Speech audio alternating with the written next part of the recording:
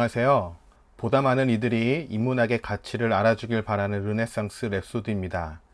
이번 영상은 주진영 선생님의 경제 알아야 바꾼다 4장에 나오는 구조조정 부분을 다룰 텐데요.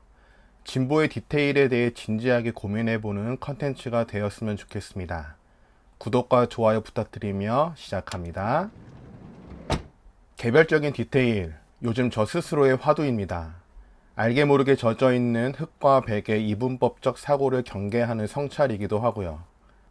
역사의 흐름상 미통당류의 사고방식을 지닌 정치인이나 조중동 같은 가짜 뉴스 생산자들은 힘을 잃을 수밖에 없는데, 그 이후 우리 사회가 보다 풍요로워지기 위해서라도 개별적 사안에 대한 디테일은 꼭 필요하다고 봅니다.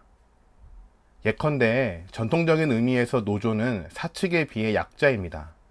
하지만 그렇다고 노조의 주장이 다 옳은 것만은 아니죠. 특히 우리나라 노동 환경에서 노조 결성률이 약 10%라는 것, 그리고 그 노조 역시 대기업 중심으로만 결성됐다는 것을 고려하면 전통적인 노조 개념에서 탈피할 필요가 있습니다. 쉽게 말해, 노사가 대립하고 있을 때 단순히 어느 한쪽 편만 들 것이 아니라 이것이 전체 구조 속에서 어떤 방식으로 작동하고 있는지를 세밀하게 알아야 한다는 거예요.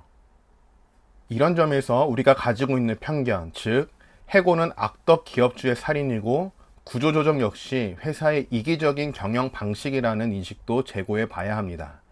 그럼 구조조정의 뜻부터 책을 통해 차근차근 살펴볼게요.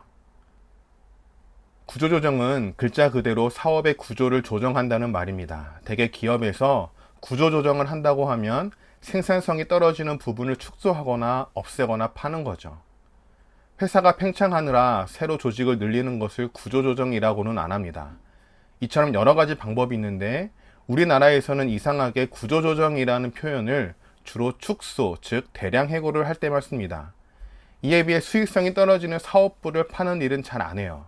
그래서 사람들이 구조조정을 대량 감원으로 인식하게 되었죠. 몸이 아파도 끝까지 버티며 병원을 기피하는 사람이 간혹 있지만, 많은 이들은 몸에 이상이 생겼을 때 병원을 찾습니다. 의학적인 전문 지식을 통해 아픔의 원인을 진단하고 그에 알맞은 처방도 받아야 하기 때문이죠.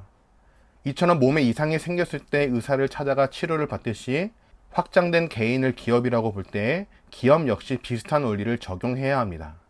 기업이 아프면 당연히 원인을 찾아 치료를 하고 필요하면 수술도 받아야 하죠.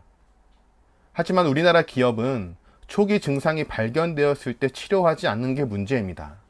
증상이 발견되면 선제적 대응으로 기업의 변화를 꾀해야 하는데, 이를 끝까지 머뭇거리는 통해 결국 대량 해고라는 극단적 선택만 남게 되죠. 왜 우리나라에서 구조조정이라는 말이 대량 해고를 연상시킬까요? 단순합니다. 기업이 이상 증상을 무시하고 썩을 때까지 방치하기 때문입니다. 중간에 조정만 잘했다면 구조조정은 대량 해고라는 인식도 없었을 거예요. 물론 기업이 초동제처를 훌륭하게 한다고 해서 인원 감축에 불가피한 것은 아닙니다. 때에 따라 직원 해고는 부당 해고가 아닌 이상 어쩔 수 없는 일이기도 해요. 그런데 문제는 우리나라의 채용 환경이 자유롭지 못하고 실업급여 같은 사회 안전망이 제대로 갖춰지지 않은 게 문제입니다. 실업급여 수령도 매우 제한적이고 금액도 적고요. 부양해야 할 가족이 있을 시 월 190만 원으로 책임지기가 쉽지 않습니다. 그래서 저는 기본소득보다는 전국민 고용보험이 더 효과적이지 않을까 하는데요. 어쨌든 우리나라의 이러한 노동 환경은 해고와 채용이 자유로운 영미식보다는 장인을 중시하는 일본 문화를 받아들였기 때문이라고 합니다. 평생 직장의 개념이 너무 강한 거죠. 책에 나오는 손혜원 씨와 주진영 씨의 대화를 읽어드릴게요. 해고가 자유롭다는 것은 채용도 자유롭다는 얘기거든요. 우리는 해고를 쉽게 할 수 없는 구조예요. 그러니까 채용도 쉽게 할 수 없지요. 제가 뉴욕에서 크로스포인트 지사를 10년째 운영하고 있었는데요. 그곳은 일이 있을 때는 사람을 많이 뽑아서 쓰고 일이 없을 때는 내보내요. 미국 디자이너들도 일을 너무 당연하게 여기거든요. 언제든 직장을 구할 수 있으니까요. 자기가 잘하면 더 있을 수도 있고 맞지 않으면 다른 직장을 구할 수 있는데, 우리는 그게 너무 어렵습니다. 그렇습니다. 해고가 쉬워야 채용도 쉽게 마음 먹을 수 있죠. 그렇다고 미국이나 영국에서 부당해고를 보호하지 않는 건 아니에요. 예를 들어 나이가 많다고 여자라고 결혼했다고 해고하면 법에 걸립니다. 소송에서 지면 벌금을 엄청 내야 하고요. 부당해고에 대한 보호장치와 법의 응징이 있기 때문에 그게 돌아갑니다. 그에 비하면 우리는 아무것도 없는 셈이에요. 이제 사회 수준도 달라지고 전체적인 경제 체제가 바뀌었는데 과거에 만든 경직된 노동법은 바꾸지 못하고 있죠.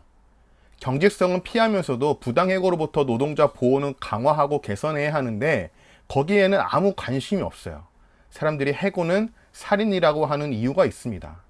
원래 원청에 속했던 사람이 하청으로 가는 순간 자기는 변한 게 없는데 소득이 반으로 뚝 떨어지기 때문입니다.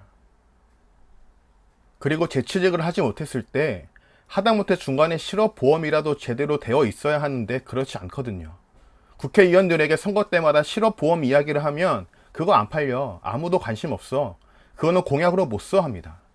일반 국민은 내가 원청에 들어가면 되는데 왜 실업보험을 지지해야 하지 하고요. 이것은 앞서 말한 근로자 10%에만 해당하는 얘기인데 말이죠.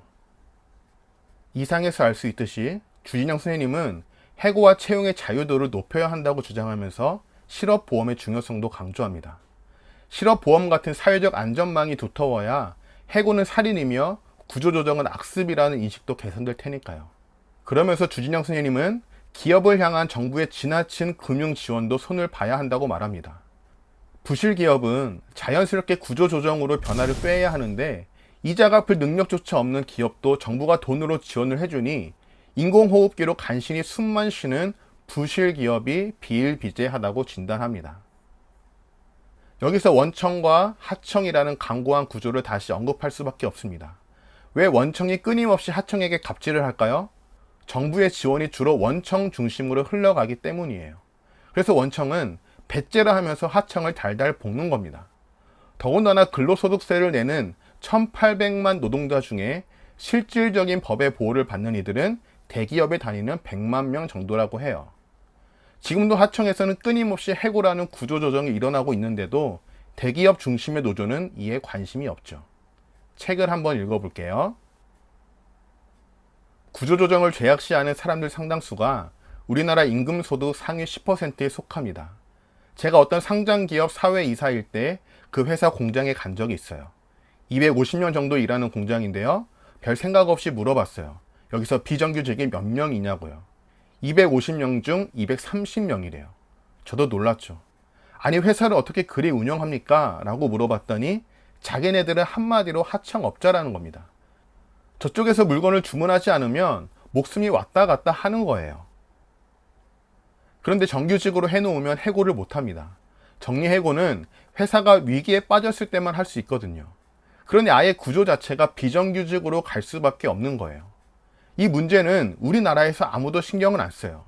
우리나라 비정규직 80%가 30인 미만 사업장에서 일합니다.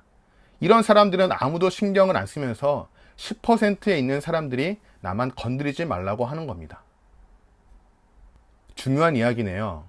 그러면 1600만 명은 왜 목소리를 내지 않나요? 대변해주는 사람이 없으니까요. 우리나라 노동자 중 10%만 노조가 결성되어 있고 나머지는 노조가 없잖아요. 10%에 해당하는 노조는 자기 노조와 숫자를 늘리려고 하지 않아요. 우리끼리 살면 되니까요. 대부분은 시베리아 벌판에 있고 일부만 따뜻한 곳에 있는데 이 따뜻한 곳에 있는 사람들만 노동자인 것처럼 목소리를 냅니다.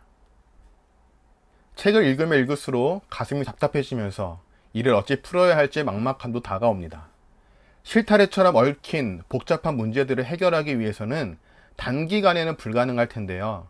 이제부터라도 정부가 상생하는 기업 문화 정착을 위해 치열하게 고민해야 할 시점이라고 봅니다. 원청에 대한 과도한 지원을 줄여 부실한 기업은 스스로 변화를 모색하게 만들고 노조조차 결성할 수 없는 비정규직에 대한 사회 안전망과 하청에 대한 지원을 강화하면서 해고와 채용의 유연성도 더해야 할 테고요. 할 일이 산적하게 쌓여 있지만 문제의 원인을 아는 이들이 많아지면 많아질수록 창의적인 해법과 변화도 일어나겠죠. 마지막으로 흑백 논리를 넘어 개별적 디테일을 강조하는 책의 내용을 한 번 더 소개하고 마칩니다. 우리나라의 진보 쪽 지적 담론 흐름을 보면 세상의 문제를 자본 대 노동의 대립으로 단순화해서 생각합니다. 걸핏하면 세상 일을 외세와 민족의 대립으로 생각하기도 하고요. 한국 사회의 갈등을 이 두 잣대로만 보기 때문에 그런 것은 아닌가 싶습니다. 막상 자본 안에도 대기업과 중소기업이 이해관계가 다르잖아요. 노동 안에서도 이해관계가 다르고 정규직과 비정규직 사이에서도 그렇고요. 훨씬 더 복잡한 문제가 있는데도 옛날에 생각하던 잣대로 모든 문제를 바라봅니다. 진보의 디테일, 이를 통해 우리나라가 섬세함을 갖춘 사회로 발돋움하길 소망합니다. 잘 들어주셔서 감사하고요. 다음 컨텐츠로 또 찾아올게요. 좋은 하루 되세요.